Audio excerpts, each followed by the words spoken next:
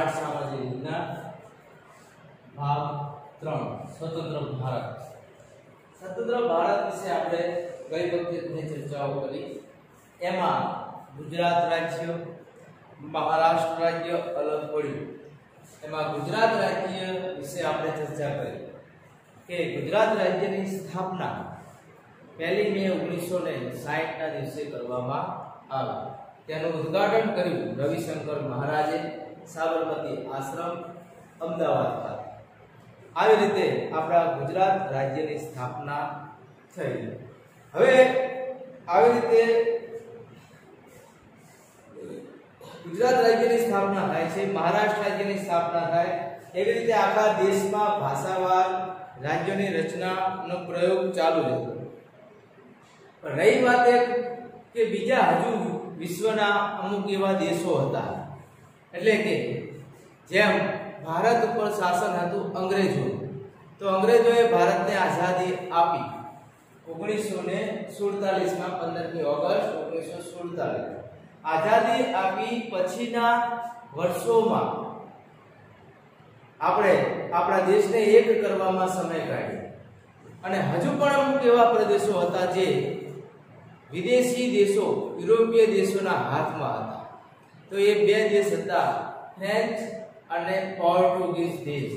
તો આ દેશોના હાથમાં પણ હજુ આપણા દેશના અમુક પ્રદેશો ગુલામીમાં હતા. તો એમને પણ આઝાદ કરાવવાના હતા. એ પણ હવે એક નવી સમસ્યા હતી. તો એ આપણો મુદ્દો છે, ફ્રેન્ચ અને પોર્ટુગીઝ સંસ્થાઓનું ભારત સંઘ સાથે જોડાણ. ફ્રેન્ચ અને પોર્ટુગીઝ સંસ્થાઓ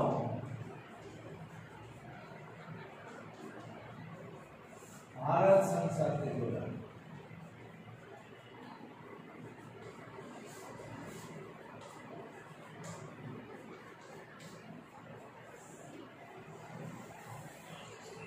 અહીંયા ફ્રેન્ચ અને પોર્ટુગીઝ સંસ્થાઓનું ભારત સંઘ સાથે જોડાણ કરવામાં આવે છે. 26 જાન્યુઆરી 1950 ના રોજ ભારત દેશના બંધારણ અમલમાં આવ્યું. બધા ધર્મને સમાન ગણવામાં આવ્યા. સાર્વભૌમ સત્તાક રાજ્ય, ધર્મ નિરપેક્ષ દેશ, બિન સાંપ્રદાયિક વાળો દેશ, બધી જ્ઞાતિનો, બધા ધર્મોનો સમાવેશ આપણા દેશમાં કરવામાં આવ્યો. એમાં ઘણા બધા પ્રદેશો હતા, એને પણ ભારત સંઘ સાથે જોડવાના હતા. એમાંના કેટલાક પ્રદેશો ફ્રેન્ચો અને પોર્ટુગીઝોના હાથમાં હતા. એમાં પહેલું એક પ્રદેશ છે પોંડિચેરીનું જોડાણ. તો પહેલું જોડાણ કર્યું પોંડિચેરીનું જોડાણ.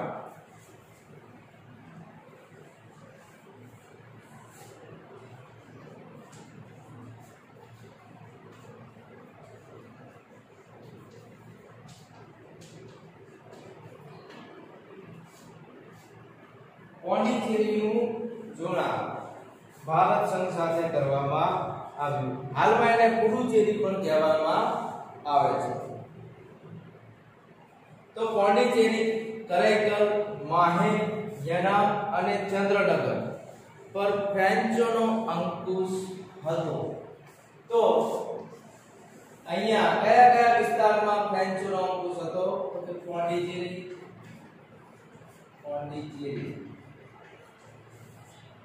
કરાઈકલ, માહે, યનામ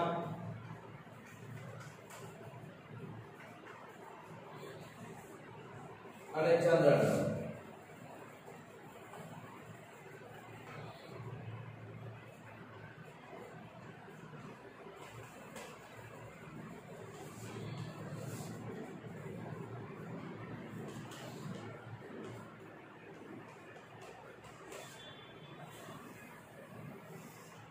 ફ્રેન્ચ દેશોનો અંકુશ આટલા વિસ્તારમાં હતો. એમાં પોંડિચેરી અને કરાઈકલ જે વિસ્તાર છે એ તમિલનાડુ રાજ્યમાં આવેલા છે.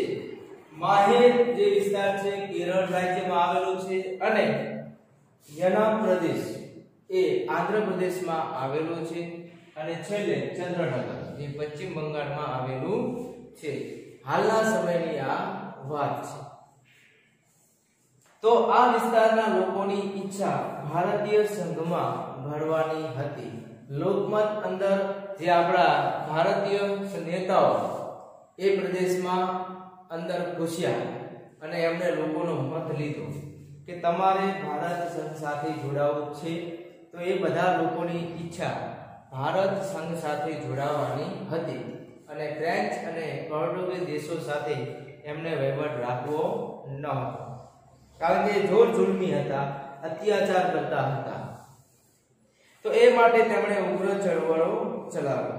આ સ્વાતંત્ર્ય ચળવળોને કચડી નાખવાનો પ્રયાસ ફ્રેન્ચોએ કર્યો. તો આ પ્રદેશોને માટે આંદોલનો કરવામાં આવ્યા.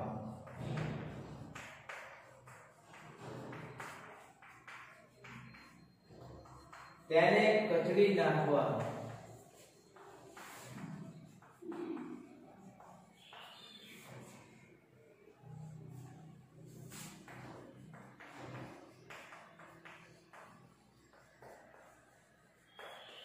પ્રયાસ કર્યો.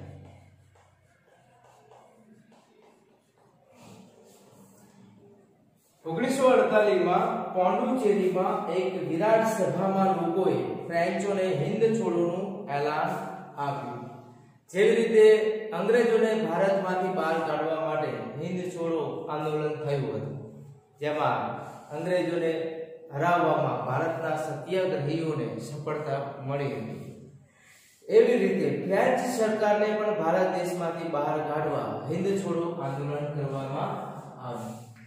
1948 માં હિન્દ છોડો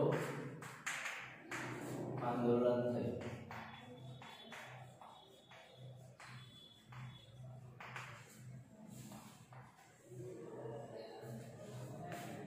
આ પ્રશ્નનું શાંતિમય સમાધાન કરવા ભારત સરકારે ફ્રેન્ચ સરકાર સાથે વાટાઘાટો શરૂ કરી. ભારત સરકારે ફ્રેન્ચ સરકાર સાથે વાટાઘાટો શરૂ કરી. છેવટે ફ્રેન્ચ સરકાર સહમત થઈ અને 31મી ઓક્ટોબર 1954 ના રોજ ફ્રેન્ચ વસાહતો ભારતને સુપરત કરવામાં આવી. તેમની સરકાર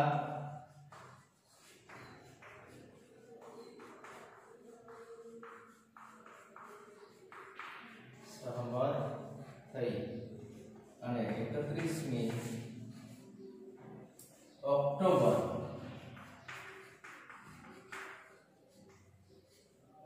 1954 ના રોજ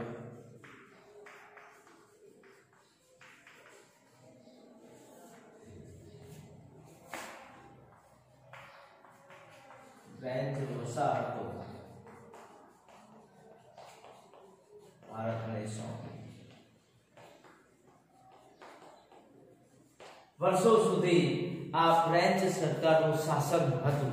અંગ્રેજો ગયા પછી પણ એ જગ્યા એમની પાસે હતી, પણ ખરેખર ભારત દેશની હતી. એટલે ભારત દેશે એની માંગણી કરી અને સહમત થઈ સરકાર, અને આવી રીતે ફ્રેન્ચ સરકારે એ પ્રદેશો ભારતને સોંપી દીધા.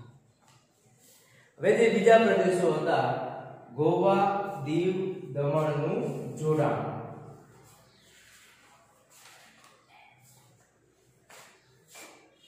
તો હવે આગળનો મુદ્દો છે ગોવા, દીવ અને દમણ.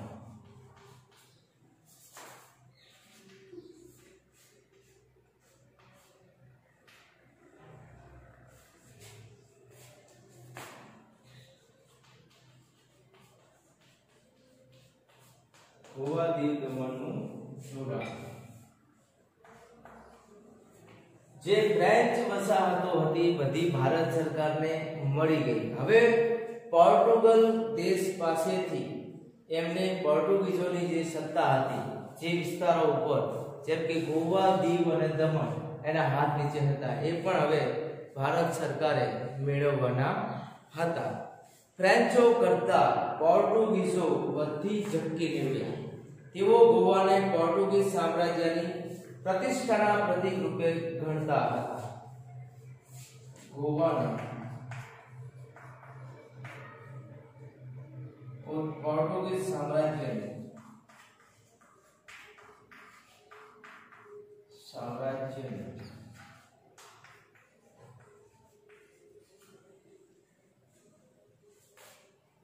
પ્રતિષ્ઠા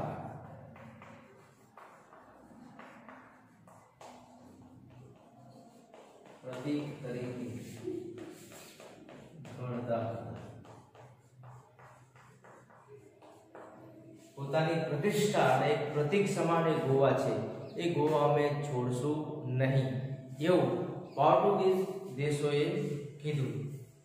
સમજાવટ અને વાટાઘાટો દ્વારા આ પ્રદેશો ભારતને સોંપી દેવા ભારત સરકારે પ્રયાસ કર્યા. તેમને વાટાઘાટો દ્વારા સમજાવવા પ્રયાસો થયા.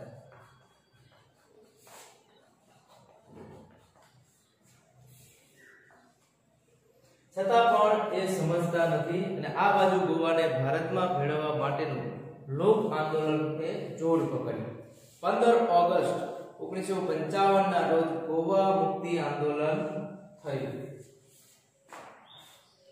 15 ઓગસ્ટ 1955 ના રોજ ગોવા મુક્તિ આંદોલન.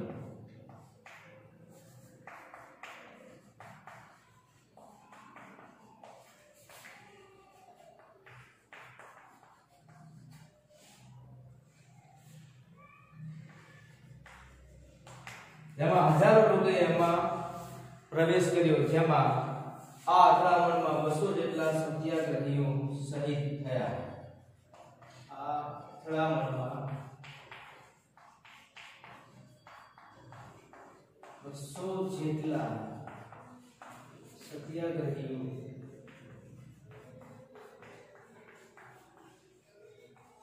શહીદ થયા.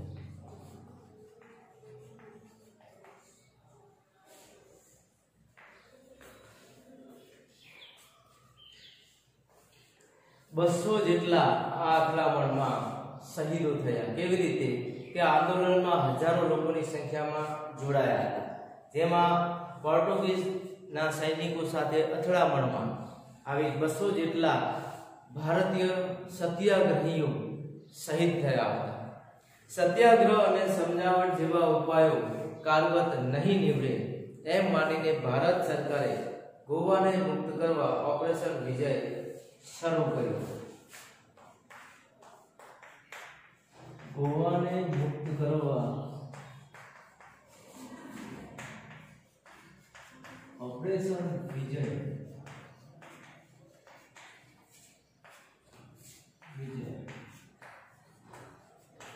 શરૂ કર્યું. ઓપરેશન વિજય શરૂ કર્યું. 17-18 ડિસેમ્બર 1961 ની મધ્યરાત્રિએ જનરલ ચૌધરીના નેતૃત્વ હેઠળ લશ્કરી અભિયાન શરૂ થયું. 1961 માં જનરલ ચૌધરીના નેતૃત્વ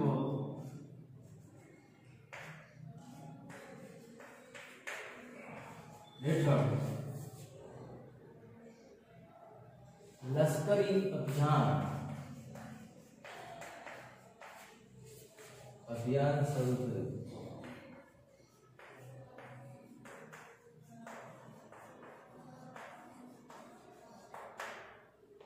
લશ્કરી અભિયાન શરૂ કર્યું. બીજા દિવસે બપોરે તો અભિયાન પૂર્ણ થયું. બીજા દિવસે બપોરે અભિયાન પૂર્ણ થયું.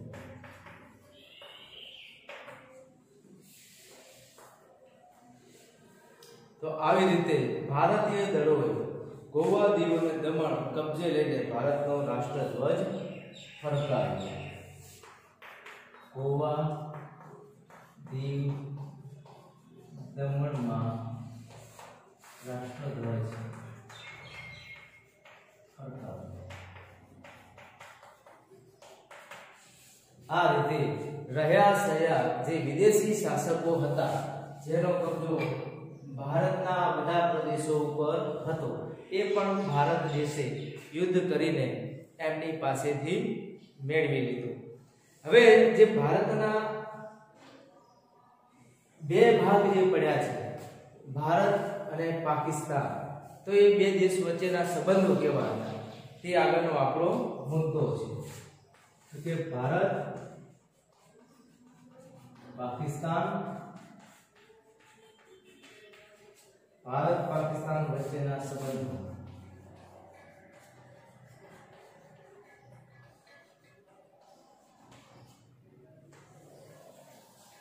ભારત દેશ અને પાકિસ્તાન દેશ વચ્ચેના સંબંધો કેવા હતા તેના વિશે આપણે થોડી ઘણી ચર્ચા કરી લઈએ. તો કે ભારત સ્વતંત્ર બનતા ભારત પાકિસ્તાન વચ્ચે સંબંધો તંગ પડ્યા હતા. બંનેના સંબંધો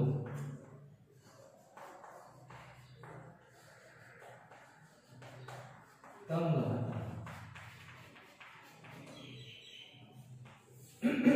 તંગ પરિસ્થિતિ એટલે કે સારા નહોતા, ઝઘડાવાળા સંબંધો. બંને દેશોની સરહદોના સીમાંકન અંગે સમાધાન થયું ન હોવાથી ભારતની સરહદે પાકિસ્તાનની ઘૂસણખોરી ચાલ્યા જ કરે છે. પાકિસ્તાન ઘૂસણખોરી કરે છે.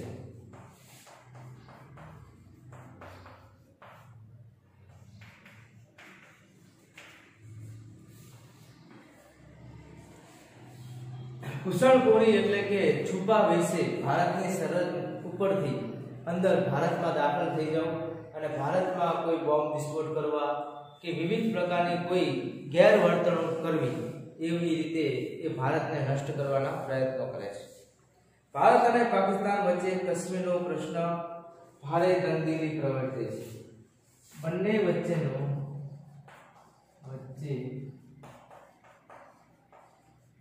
કાશ્મીરનો પ્રશ્ન તંગદિલી પ્રવર્તે છે.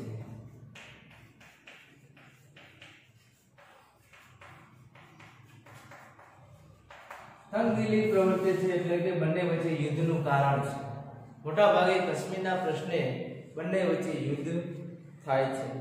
ભારત અને પાકિસ્તાન વચ્ચે 1948, 1965, 1971 એમ 3 વખત યુદ્ધ થયા. 1948, 1965 અને 1971 એમ 3 વાર યુદ્ધ થયા. જેમાં દરેક વખતે પાકિસ્તાન હારી ગયું. જેમાં દરેક વખતે પાકિસ્તાન હારી.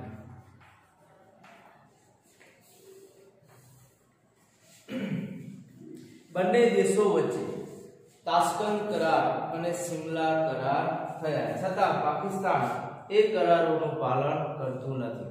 ભારતની અને જે પાકિસ્તાનની સરહદ છે એમાં ઉત્તર ભારતની અને ગુજરાત બાજુની જે તાશ્કંદ કરાર અને સિમલા કરાર પ્રમાણે જે સરહદ ઉપર એ કરાર કરેલા છે એની ઉપર પાકિસ્તાને અને ભારતે બંને સહી કરેલી હોય. એ કરારોનું પાલન પાકિસ્તાન દ્વારા થતું નથી અને અવારનવાર ભારત દેશમાં ઘૂસણખોરી કરવામાં આવે છે અને ભારતમાં તંગદિલી ઊભી થાય છે. 1999માં પાકિસ્તાની દળો કારગિલ વિસ્તારમાં ઘૂસી આવ્યા. ન છૂટકે ભારતને લશ્કરી બળનો ઉપયોગ કરવો પડ્યો. 1999માં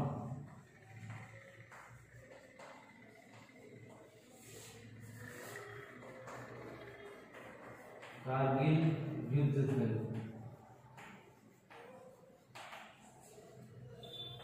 કારગિલમાં ઘૂસણખોરી કરીને ભારતમાં ઘણી બધી જગ્યાએ ઘણા બધા લોકોને એમને મારી નાખ્યા, જેના કારણે કારગિલ વિસ્તારમાં ભારતે પાકિસ્તાન સાથે યુદ્ધ કર્યું અને એમાં પણ પાકિસ્તાનને હરાવવામાં આવ્યા. તો આવી રીતે ઈસવીસન 1998માં ભારતે પરમાણુ પરીક્ષણ કર્યા.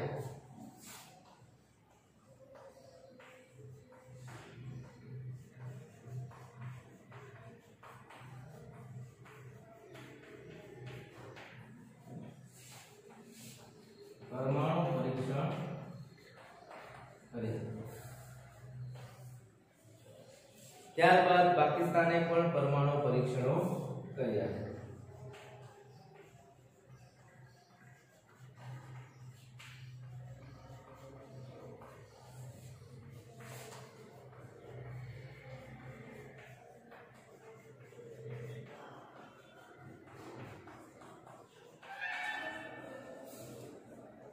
ભારતે પરમાણુ પરીક્ષણ કર્યા પાછળ પાકિસ્તાને પણ પરમાણુ પરીક્ષણ કર્યા છે. આમ હવે બંને દેશો પરમાણુ શસ્ત્રો ધરાવતા દેશો છે. સારા સંબંધો બાંધવાની ભારતે જેટલા પ્રમાણમાં ઉત્સુકતા બતાવી એનો યોગ્ય પ્રતિભાવ પાકિસ્તાને આપ્યો નથી. એ એક ખેદજનક બાબત છે. ભારતે ઘણીવાર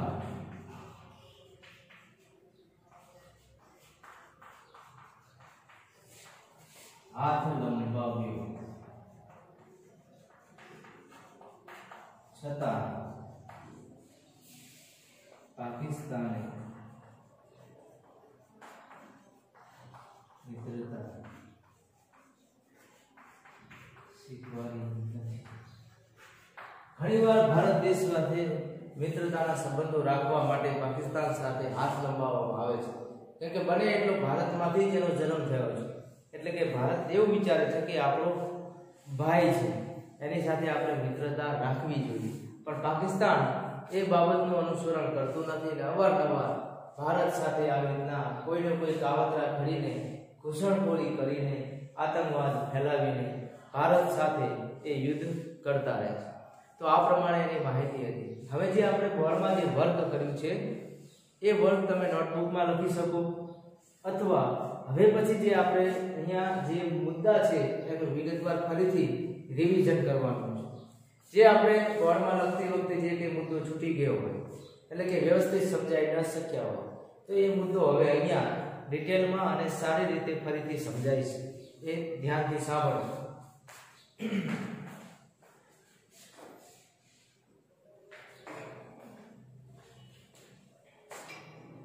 તો જોઈએ ફ્રેન્ચ અને પોર્ટુગીઝ સંસ્થાઓનું ભારત સંઘ સાથે જોડાણ. જેમ ઇંગ્લેન્ડ દેશ વિદેશી યુરોપખંડીય છે, એવી રીતે ફ્રેન્ચ અને પોર્ટુગીઝ પણ વિદેશી દેશો છે. એ અંગ્રેજોની પહેલા ભારતમાં આવ્યા હતા અને ભારત ઉપર એમને જે જગ્યાએ શાસન જમાવ્યું, પણ અંગ્રેજો સામે ટકી શક્યા નહીં. એટલે એમની પાસે જેટલી જગ્યાએ એમની સંસ્થાઓ સ્થાપી હતી ત્યાં કાયમી શાસન સ્થાપ્યું અને બીજા બધા પ્રદેશોમાં અંગ્રેજોનું શાસન રહ્યું. પણ અંગ્રેજોએ ભારતને ગુલામ બનાવ્યું. પણ જે અમુક પ્રદેશો હતા એ ફ્રેન્ચ અને પોર્ટુગીઝના હાથમાં જ હતા, તે ગુલામમાં હતા. તો અંગ્રેજોને ભારતમાંથી દગડ્યા પછી આ બે દેશો પણ ભારતમાં હતા. 1955 સુધી એ ભારતમાં હતા, તો એમને પણ ભારતમાંથી કાઢવાના હતા. તો એના માટેનું જે આપણે આંદોલન છે, એટલે કે ભારત સંઘ સાથે જોડવાનું આંદોલન, એમાં સૌપ્રથમ પોંડિચેરીનું જોડાણ. તો પોંડિચેરીની જોડાણ એટલે માટે કહેવાય છે કે જે વિસ્તારો બીજા છે બધા પોંડિચેરી સાથે જોડાયેલા છે, એટલે કે કરેકલ, માહી, યનામ અને ચંદ્રનગર, આ બધાનો વહીવટ પોંડિચેરીમાં કરવામાં આવે છે. એટલે પોંડિચેરીનું જોડાણ થાય એટલે આ બધા વિસ્તાર એમાં સમાય જાય. હવે પોંડિચેરી અને કરેકલ તમિલનાડુમાં છે એવી રીતે માહે યનામ જે છે એ આંધ્રપ્રદેશમાં છે, એવી રીતે ચંદ્રનગર છે પશ્ચિમ બંગાળ. આવી રીતના બધા વિસ્તારો ફ્રેન્ચોના અંકુશ હેઠળ હતા.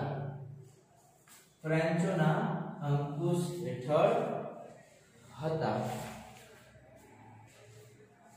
તો આંદોલનો કર્યા, તેને કચડી નાખવાનો ફ્રેન્ચોએ પ્રયાસ કર્યો. હવે આ પ્રદેશોને આઝાદી અપાવવા માટે, ભારત સંઘ સાથે જોડવા માટે આપણે એમની સાથે આંદોલનો કર્યા. ભારતના સત્યાગ્રહીઓ ગોવામાં પોંડિચેરીમાં પ્રવેશ કર્યો, લોકોનો મત લીધો અને ત્યાં આંદોલન કરવામાં આવે છે કે ભારત દેશને છોડો, અમને આઝાદી આપો. ફ્રેન્ચોએ એને કચડી નાખવા એમની ઉપર ગોળીબાર કર્યા, મારઝૂડ કરી. 1948 માં હિન્દ છોડો આંદોલન પર થયું. જેમ અંગ્રેજો સામે હિન્દ છોડો આંદોલન થયું અને સફળતા મળી, એવી રીતે ફ્રેન્ચો સામે હિન્દ છોડો આંદોલન થયું 1948. ભારત સરકારે ફ્રેન્ચ સરકાર સાથે વાટાઘાટો શરૂ કરી. સૌપ્રથમ ભારત સરકારને લાગ્યું કે જો વાતચીત દ્વારા સહેલાઈથી શાંતિથી જો યુદ્ધ કર્યા વગર ભારતને પ્રદેશો મળતા હોય તો આપણે એની સામે યુદ્ધ કરવું નથી. સીધી રીતે એમની સાથે બેઠક કરી. ફ્રેન્ચ સરકાર અને ભારત સરકારની બેઠક થઈ અને વાતચીત દ્વારા સમાધાન થઈ ગયું. તેમની સરકાર સહમત થઈ. ફ્રેન્ચ સરકારે સ્વીકાર કર્યો કે આ પ્રદેશ તમારા છે, એટલે અમે ટૂંક જ સમયમાં તમને તમારા પ્રદેશો સોંપીને ચાલી જઈશું. તો આવી રીતે 31 ઓક્ટોબર 1954 ના રોજ ફ્રેન્ચ વસાહતો ભારતને સોંપી દીધી. એટલે આવી રીતે 1954 માં ફ્રેન્ચ વસાહતો ભારતમાં સમાઈ ગઈ. હવે વાત હતી ગોવા, દીવ અને દમણ, જે સમયમાં કેન્દ્ર શાસિત પ્રદેશો હતા. હાલમાં પણ ગોવા રાજ્ય છે, દીવ અને દમણ તો કેન્દ્ર શાસિત પ્રદેશ જ છે. તો હવે એમને પણ આઝાદી અપાવવાની છે. તો એના વિશે જોઈએ. ગોવાને પોર્ટુગીઝ સામ્રાજ્યની પ્રતિષ્ઠાના પ્રતીક રૂપે ગણવામાં આવે છે. પોર્ટુગીઝ દેશના લોકો એવું માને છે, પોર્ટુગલ દેશના પોર્ટુગીઝ પ્રજા છે કે એ અમારા સામ્રાજ્યની પ્રતીક સમાન છે, કે સૌપ્રથમ અમે ભારતમાં આવ્યા ત્યારે ગોવા ઉપર અમે કબજો મેળવ્યો, એટલે એને તો અમે છોડીશું જ નહીં, એ અમારું સામ્રાજ્યનું પ્રતીક છે. તેમને વાટાઘાટો દ્વારા સમજાવવાનો પ્રયત્ન કર્યો, વાતચીત દ્વારા સમજાવવાનો પ્રયત્ન કર્યો, પણ એ સમજ્યા નહીં અને 15 ઓગસ્ટ 1955 ના રોજ ગોવા મુક્તિ આંદોલન થયું.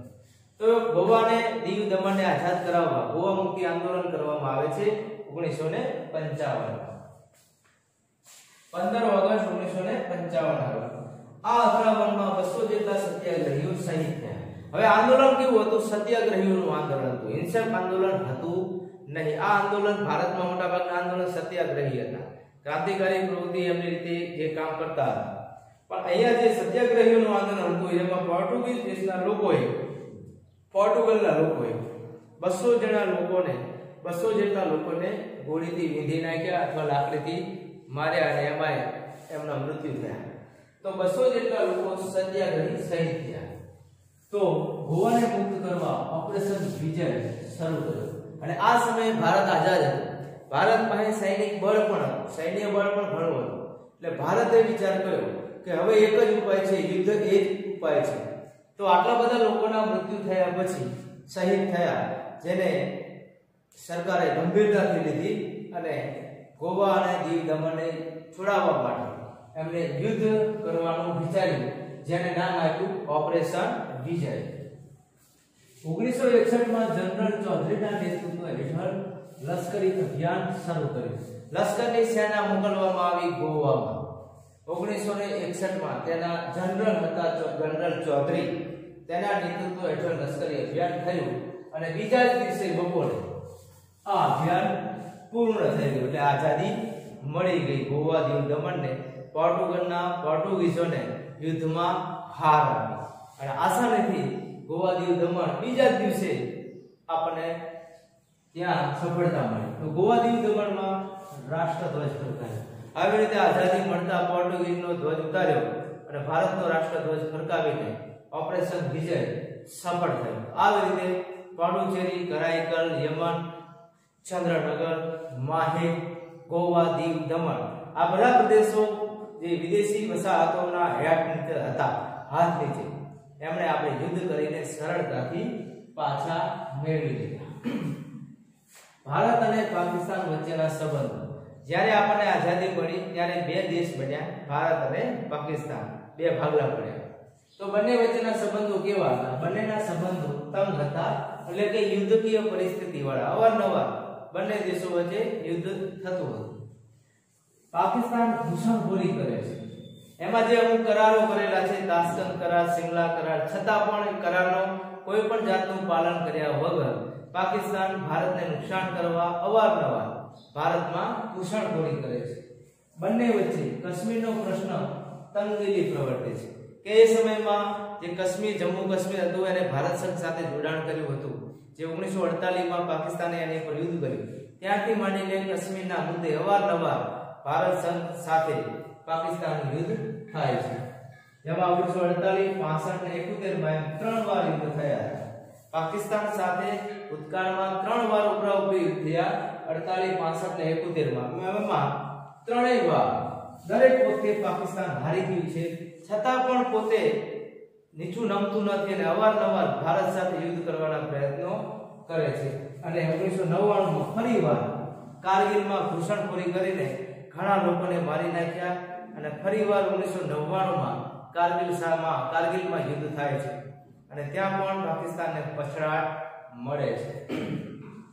તો 1998માં ભારતે પરમાણુ પરીક્ષણ કર્યા, જે પાકિસ્તાને એની નોંધ લીધી કે ભારતે જો પરમાણુ બોમ્બ શોધ્યા છે તો ગમે ત્યારે પાકિસ્તાન ઉપર હુમલો કરશે. તો પાકિસ્તાને પણ પાછળ ત્યારબાદ પાકિસ્તાને પણ પરમાણુ બોમ્બ શોધી લીધા. તો આવી રીતે બંને દેશો પરમાણુ શસ્ત્રો ધરાવતા દેશ થઈ ગયા.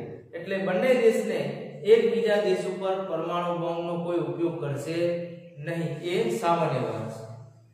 ત્યારબાદ ભારતે ઘણીવાર મિત્રતાના હાથ લંબાવ્યા, છતાં પાકિસ્તાને મિત્રતા સ્વીકારી નહીં. ભારત દેશના જે કોઈ પ્રમુખ કે રાષ્ટ્રપ્રમુખ બને છે કે વડાપ્રધાન બને, એ પાકિસ્તાન સાથે અવારનવાર બેઠક કરીને મિત્રતાના હાથ લંબાવે છે, છતાં પણ બંને વચ્ચેની પરિસ્થિતિ તંગદિલી, યુદ્ધકીય પરિસ્થિતિ અવારનવાર થાય છે. અને આવી રીતે બંને વચ્ચેના સંબંધો સુધારવા બહુ અઘરી વાત છે. સંયુક્ત રાષ્ટ્ર સંઘ પણ ઘણા પ્રયાસો કરે છે કે બંને દેશ એક થઈ જાય, કારણ કે એક જ માંથી જન્મેલા બે બાળકો સમાન છે, છતાં પણ આ બે ભાઈના ઝઘડાઓ અવારનવાર થાય છે. એટલે કે ભારત અને પાકિસ્તાનના સંબંધો સારા નથી. તો આવી રીતે અહીંયા આ ટોપિક આપણો પૂરો થાય છે. બાકીનું નેક્સ્ટ ટાઈમ છે.